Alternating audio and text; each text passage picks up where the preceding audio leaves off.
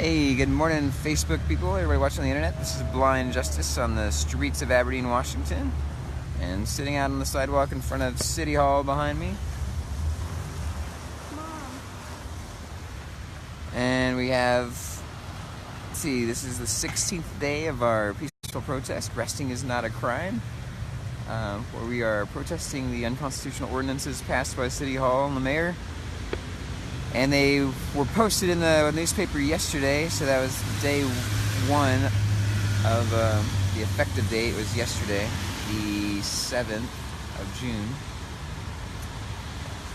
But with the sit-lie ordinance, there's a memo that you can find on the page where Eric Larson, the mayor, sent a memo to the APD, the local police department, detailing how to enforce the sit-lie, and there's a 14-day grace period. So yesterday was day one of that. Today is day two of the 14-day grace period. It's day 16 of our protest. And I wanted to talk to you about a couple things. On the description you have a weird word. It's Pareidolia. And what that means, you can Google it, but what it means basically is it's a psychological phenomenon where people see something that they want to see, essentially, right? When you lay on your back and you look up at the clouds and you're like, oh, that's a bunny rabbit, oh, that's a dog, and you can have 5 people seeing a different thing, right? But as soon as you share it with somebody, they can start to begin to see, if they're open to it, see the thing that you're describing. So it's not just a visual thing, it's an audio thing. If you're listening to a song, or sometimes it's your favorite song, and this is back, before the internet, when you had to get like the cassettes and get the lyrics on the cassette, on the little sleeve of the cassette to verify the lyrics, because otherwise you hear it on the radio, you're like, yeah, and it means this, or whatever, the lyrics are this, because you're hearing something that they're actually not saying, but you pieced it together and said, that's what the lyrics really are, but once you look it up, you're like, oh, I was way off, right? So that's pareidolia. It's hearing something or seeing something that isn't actually what it's presenting. You're making it into something else. You're bringing something to the table, a bias or a perspective, presupposition, and you're saying this is what it is based off of all these other factors, right? And then the other term there is Semantic Eclipse on our description, and that's a term my friend coined. He's a professor in North Carolina. His name is Mike Rakes, great guy. And basically what that is semantics, meaning words or language. And if somebody is talking about a peaceful protest, for instance,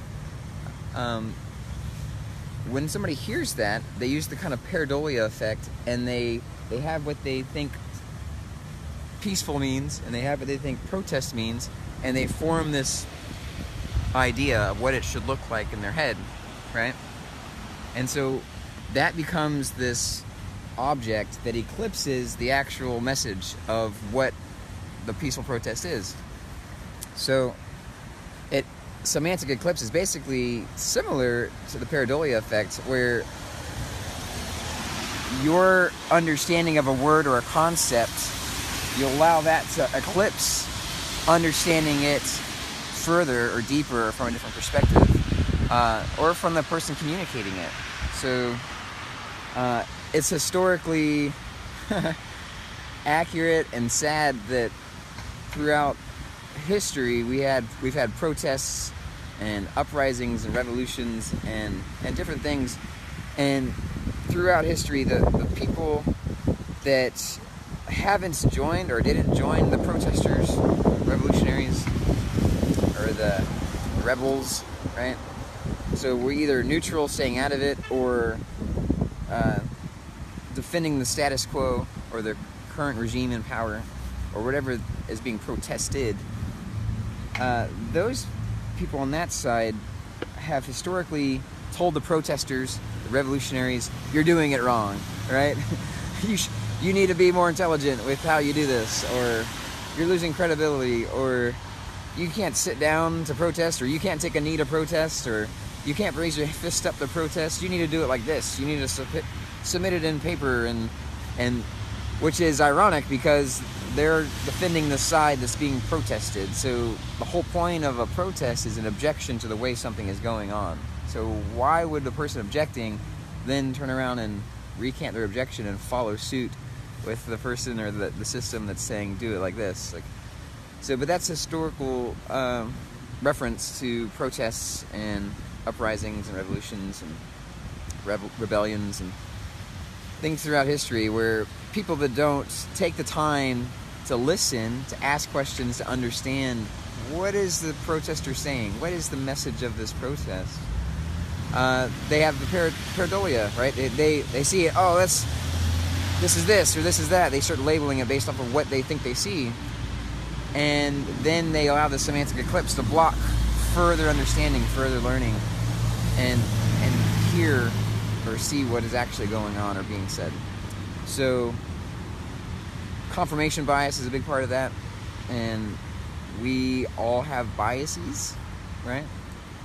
But it's being able to take the time to evaluate and say, what is the bias? What am I coming at this? What is my presupposition? And am I applying that? Am I approaching this situation with that forethought or that in the forefront of my mind, instead of saying, okay, I recognize that my inclination is this, now let me verify this or not. Verify it or falsify it, right? So don't take anything that you see on this page or that you've heard from me as the truth. Don't trust it just because I said it or because it's posted or because somebody else said it on this page. Like, verify it or falsify it. Research it. We put links to things for you so you can research, you can verify. We encourage you to read the Constitution, encourage you to read these ordinances, to check out the different concepts discussed, and for you to decide for yourself. See if there's other resources and sources that verify or falsify things. All right, day 16. We'll be moving around the city. You guys have a great day.